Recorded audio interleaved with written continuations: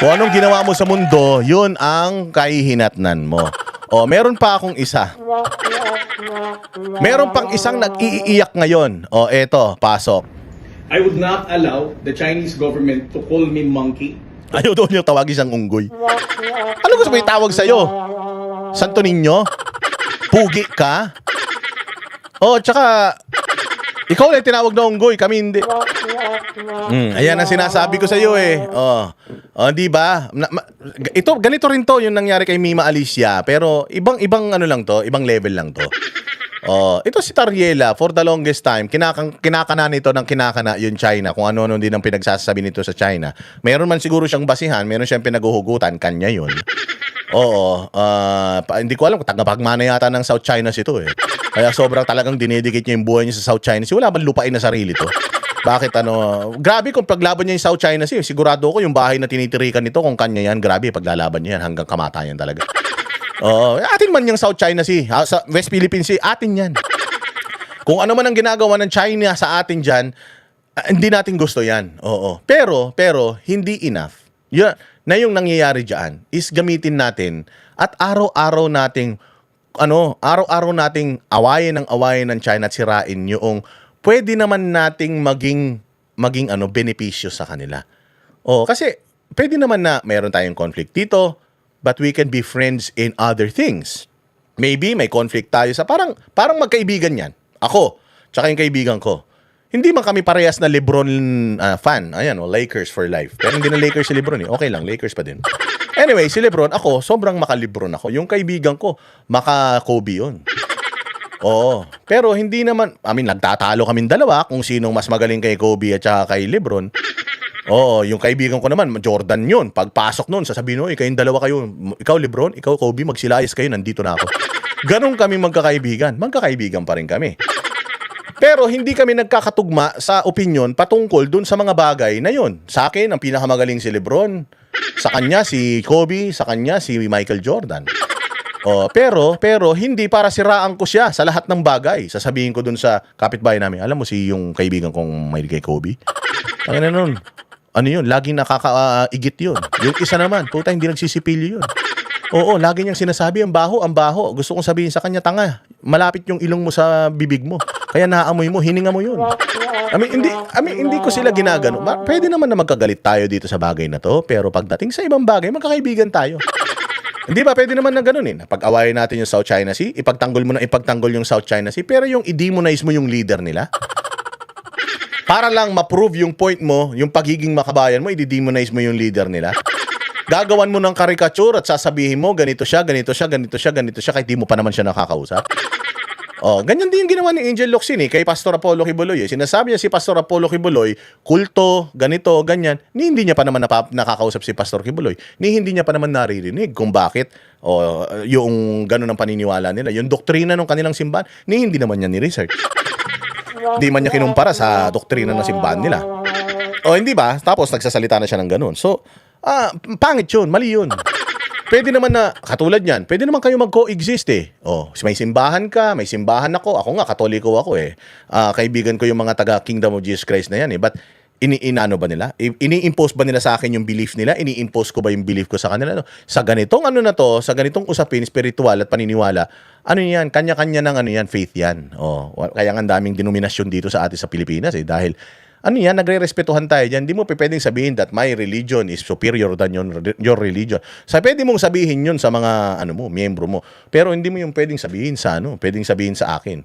Mas magaling ako sa iyo. Hindi pwedeng ganun. Mag-aaway talaga tayo nun. Let's coexist. So, you go your way, I go my way. This is my belief, that's your belief. So, we live to see another day. Ganun si Tariela. Pucha yan. Pwede naman natin maging kaibigan ang China sa ibang bagay, and then pagdating dun sa South China Sea, mag-away tayo, di ba? Ganun ang ginawa ni Pangulong Duterte. Ang gusto ng Amerika, awayin natin China. Sabi ni Pangulong Duterte, hindi pwede, kakaibiganin ko yan. Aawayin kita pag kinaibigan mo yun. Di ba hala ka? Awayin mo ko, hindi kita bebentahan ng mga armas pag hindi mo inaway yan. Bakit? Nagbebenta naman ng armas yung China at yung Russia, dito na ako bibili. Ngayon, nung hindi nag-fold, hindi sumunod si Pangulong Duterte sa gusto ng mga Amerikano, anong ginawa ng mga Amerikano? Inamo din siya. Sorry na. Bati na tayo. Ano binigay sa China? Tapatan ko. Di ba dinakinabang pa tayo? Kasi pinag-aawayan nila tayo eh. O edi gamitin natin yun as leverage sa kanila. Kaibiganin na natin sila pare-pareho. Tapos gawin nating pantay ang tingin natin sa kanila. Kaibigan natin ng Amerika, kaibigan natin ng China, kaibigan natin ng Russia. Alam nyo, yung mga bansa na yan, hindi nila ipipilit yung mga sarili nila sa mga bansang ayaw sa kanila. Pero tayo nililigawan tayo ng mga yan because meron dito sa bayang Pilipinas na talagang sabik na sabik yung mga yan. Let's use it as a leverage. Let us tawag dito yung i-grab natin yung opportunity na yun. I-grab natin yung opportunity na yun to control them. Hindi, inaway mo ng inaway yung China. O ngayon, sa lahat ng mga pinagagagawa mo sa China, ginawang ka ngayon ng China ng isang AI video. Ako personally, mali yun. Mali yun, China. Kasi pumatol kayo sa tanga eh.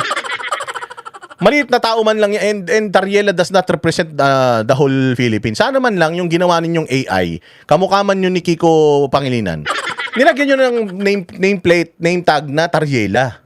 Para at least man lang, siya lang man kaaway nyo. Hindi nyo man kami kaaway lahat eh. Sana nung gumawa kayo ng video, nilagyan nyo na din ng nameplate na Tariela. Para siya lang talaga. Kung umiyak siya, bahala sa buhay niya. Siya lang yun. Pero na-generalize na unggoy, nakabarong, nakasombrero. So, parang Pilipino at Pilipinas. At yun naman talaga yung ibig nilang sabihin doon. Pero bakit sila dumating doon sa punto na yun? Kasi nga, binabastos din natin sila eh. So, kapag ginawa nila yung ginagawa natin sa kanila, mas creative sila. Iiyak tayo. Dapat hindi tayo ganun.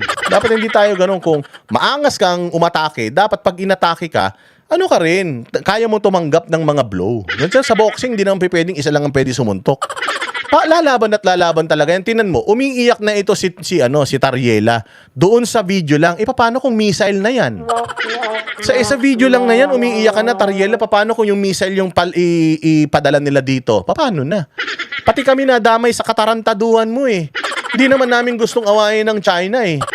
Nasira nga ang ekonomiya natin, nasira nga ang turismo natin dahil wala nang mga Chinese na nagpupunta rito sa atin eh dahil sa pagsira nyo sa lahi nila eh.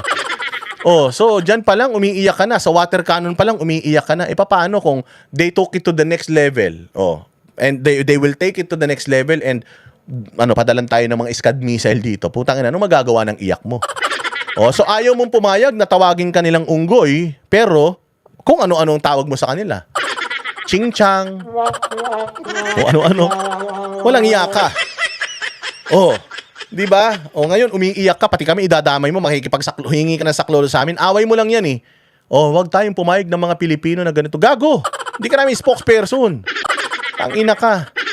Wag mo kami idamay. Away mo lang yan sa kanila. Kung ginawang kanila ng video, alam mo yung video na yon, hindi ako nasaktan personally kasi alam ko para sa'yo yun eh. Alam ko para sa'yo. Matalino man akong tao eh. Hindi naman malambot ang puso ko eh. Alam ko para sa'yo yun. Putsang ina, kung ang tingin nila sa'yo unggoy, ako nga, ang tingin ko sa'yo daga eh. Maswerte ka pa nga, unggoy lang tingin nila sa'yo. Call the Filipinos monkey. Kahit pa pro-China ka, kahit pa Chinador ka. Diba? Tawag mo, Chinador. Wala namang, there's no such thing as Chinador eh. Pero putang ina mo, judgmental ka. Ang tawag mo kay Marcoleta, Chinador. Ang tawag mo kay Robin, Chinador. Tinatarantado mo kahit sarili mong lahi eh. Tapos pag ginagantihan ka, putang ina, umiiyak ka sa nanay mo.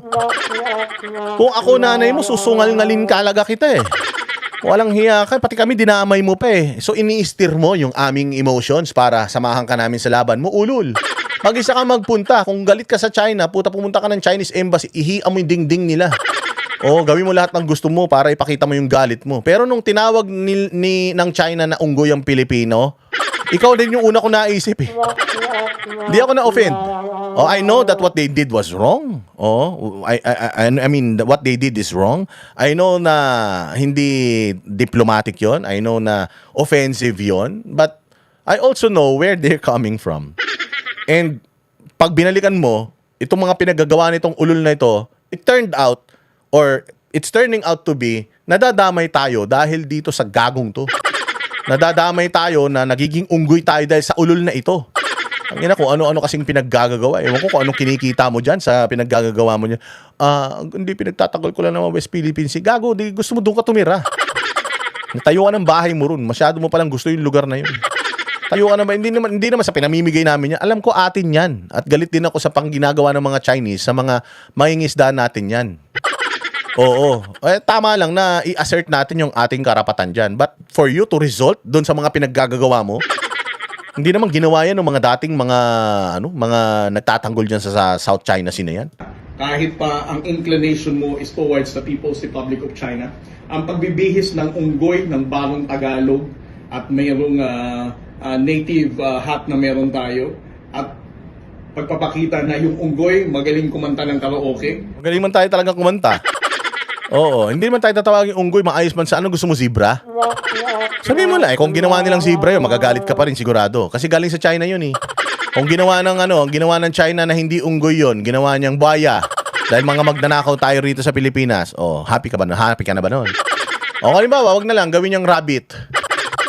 Oh, may meron ka pa rin masasabi, whatever video ang gawin ng China, oh, magagalit ka pa rin. Kasi nga anti-China ka talaga. Oo. Kahit sino pang ilagay mo, halimbawa si Jollibee naman ilagay mo ron. Ganun pa rin, magagalit ka pa rin. Regardless, unggoy yan, kuneho yan, usa yan, gorilla yan, buhaya yan, elepante, hippopotamus, lahat na ng hayop. China, gumawa kasi kayo ng lahat ng hayop gawin nyo. Tapos para tingnan natin kung meron bang preferred na hayop, ito si si Tariela. Ang ina niyan eh.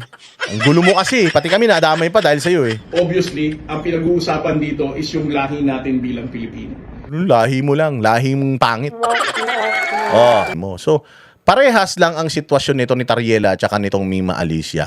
Magkaiba nga lang sila ng kinahinatnan. Si Mima Alicia patay, inaasar pa ng tao. Ito naman, si Tariela, asar talo, pinagtatawanan pa ng mga Pilipino.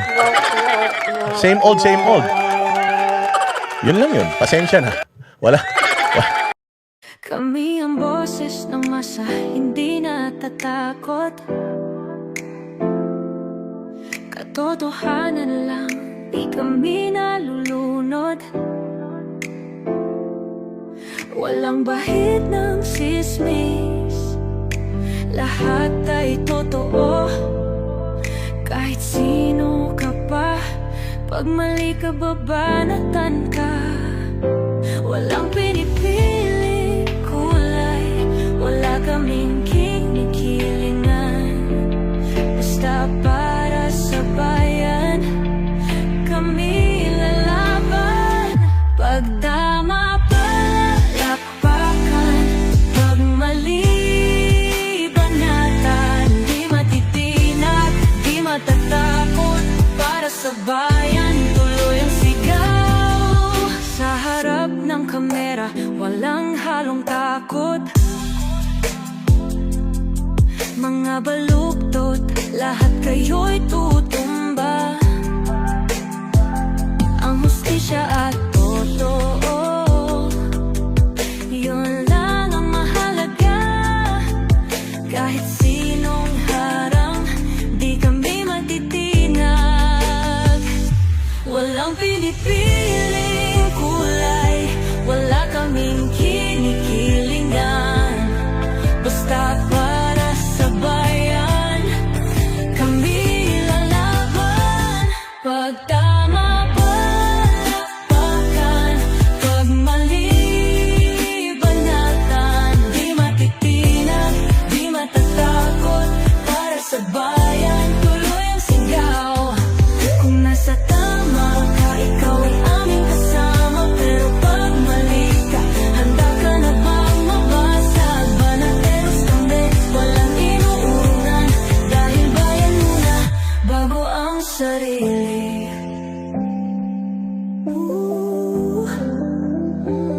Bago ang sarili.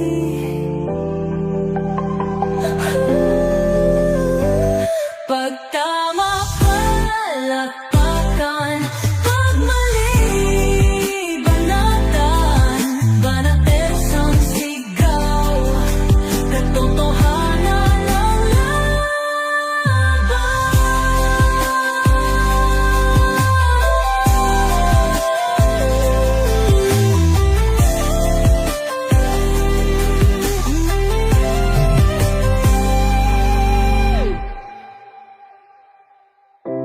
Sa